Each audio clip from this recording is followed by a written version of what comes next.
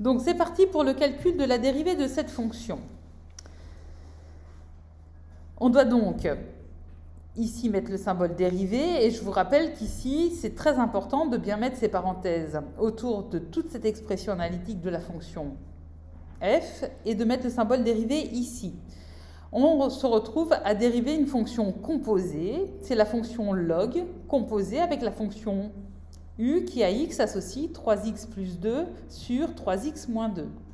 On a deux façons de procéder, où on utilise la dérivée d'une fonction composée, où on utilise directement dans le formulaire la dérivée de log de u de x. La dérivée de log de u de x, c'est u' de x sur u de x. C'est dans votre formulaire, ok? Vous devez le connaître par cœur. Donc, c'est u' de x sur u de x. Comme u de x, c'est 3x plus 2 sur 3x moins 2. Voilà ce que moi j'ai écrit. La dérivée donc de ma fonction f, comme c'est de la forme, la fonction f c'est de la forme logarithme de u de x, eh bien j'ai u' de x sur u de x. Et là, c'est super important de bien mettre ce trait de fraction-là aligné avec ce trait égal. Parce qu'ici, sinon, vous vous retrouvez avec trois traits de fraction. Et si vous les alignez pas bien, vous n'écrivez pas ce que vous vouliez écrire. Ça va? Donc, faites bien attention à écrire correctement ce trait de fraction. C'est celui-là, le grand trait de fraction qui est en noir, qui doit être aligné avec le signe égal. Ok? Maintenant, avant d'aller plus loin, moi je vous conseille vraiment de vous rappeler, diviser par un nombre, ça revient à multiplier par son inverse. Vous vous rappelez, vous l'avez vu en deuxième, je crois, ou peut-être même avant. Diviser par un nombre revient à multiplier par son inverse. Donc, ce que j'entournerai en vert, on divise ce qui est ici au numérateur par ce qui est entouré en vert. Donc, en fait, on va multiplier ce qui est ici, le numérateur, par l'inverse de 3x plus 2 sur 3x moins 2. Je crois que je t'ai dit une bêtise tout à l'heure, ça, non? Enfin, on verra.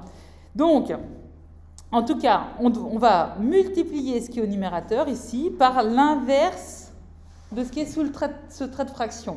Et donc, l'inverse de cette fraction, en fait, on met le numérateur le dénominateur au numérateur et le numérateur au dénominateur. Vous vous rappelez, hein? L'inverse de 2, c'est 1 demi. L'inverse de 5 tiers, c'est 3 cinquièmes. Ça va? Donc, on écrit, on a le numérateur que j'ai recopié ici, multiplié par l'inverse du dénominateur. Ça va? Donc là, c'est important de bien remarquer que le signe moins qui est ici se retrouve au numérateur et le signe plus qui est ici se retrouve au dénominateur. C'est important, ça. Ça va? Et puis maintenant, il va falloir dériver ce quotient. Là, on a un quotient, on doit dériver ce quotient, donc on utilise la formule pour dériver un quotient. Et la formule pour dériver un quotient, on sait qu'au numérateur, on va voir la dérivée du numérateur multiplié par le dénominateur qu'on ne dérive pas, moins le produit du numérateur par la dérivée du dénominateur, le tout sur le dénominateur au carré. Donc moi, je réécris comme ça, et puis là, je me rends compte que je n'avais pas assez de place pour mettre cette expression-là, donc je l'ai mise un tout petit peu plus bas, mais avec les couleurs, on voit bien, enfin j'espère, ce qu'on est censé faire. Et je me laisse guider, et moi, à chaque fois, je réécris tout ça. Alors, vous n'êtes pas obligé de mettre les couleurs, hein, ça prend du temps. Mais je vous conseille vraiment de décomposer, comme ça, si vous refaites vos calculs, vous pouvez voir éventuellement à quel endroit vous avez fait une erreur. Donc, c'est important de bien décomposer comme ça les calculs. La dérivée de 3x plus 2, c'est 3. La dérivée de 3x moins 2, c'est 3. Donc, en fait, on va se rendre compte qu'au numérateur, on va pouvoir mettre 3 en évidence. OK? Et donc, regardez, j'ai bien mon 3 que je peux mettre en évidence au numérateur. Et puis, on se rend compte aussi qu'ici, le 3x moins 2, il est au carré. au dénominateur. Et là, j'ai du 3x moins 2 à la puissance 1 au numérateur. Donc, je vais pouvoir simplifier aussi, grâce à ce que j'ai mis en couleur jaune. Donc, avec cette espèce de bleu turquoise là, je sais que je vais pouvoir faire une mise en évidence au numérateur. Et là, je vais pouvoir simplifier à ce niveau-là. Ça va?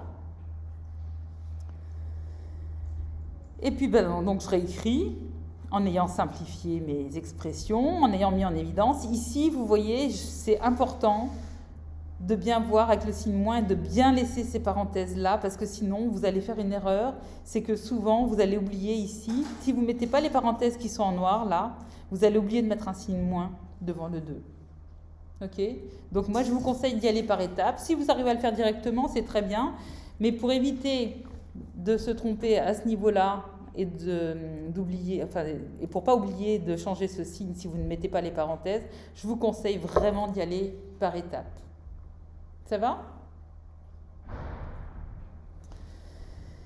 Et puis maintenant, de toute façon, on a le produit de deux fractions, donc on va multiplier les numérateurs entre eux et multiplier les dénominateurs entre eux. Et puis ici, on peut arranger, on a 3x moins 3x, donc il y aura plus de x dans les parenthèses en couleur turquoise, là. Et puis on a moins 2, donc on aura du moins 4. Donc on se retrouve avec cette écriture-là. Ça va? Et puis là, on essaie de voir s'il y a des choses qu'on peut simplifier. Donc en haut, on a du 3 fois moins 4, ça nous fera du moins 12. On ne peut pas mettre 3 en évidence au dénominateur. On ne peut pas mettre 2 en évidence au dénominateur, donc encore moins 4.